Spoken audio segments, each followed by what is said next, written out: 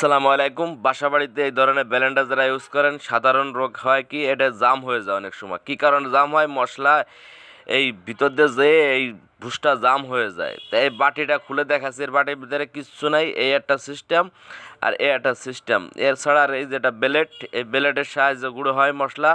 এর কোনো ধার নাই, কিন্তু একদম পাউডারের মতো করে ফেলায় এই ব্লেন্ডারের যে সিস্টেমটা। তারপর এটা কেন এই মশলা যায়, এই যে একটু টিউব কেটে এখানে লাগিয়ে দিয়েছি। এটা পরবর্তীতে ফিটিং করে আপনাদের দেখাবো যে ফুল ফিটিং করলে কীরকম এই টিউবটা ওঠে।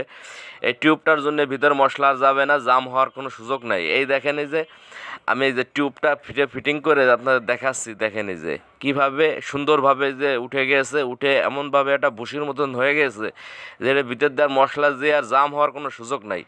আপনারা আমার এই ভিডিও দেখানোর মতন আপনারাও কাজ করতে পারেন। অসংখ্য ধন্যবাদ আপনাদের এই ভিডিওটা যারা ফুল দেখ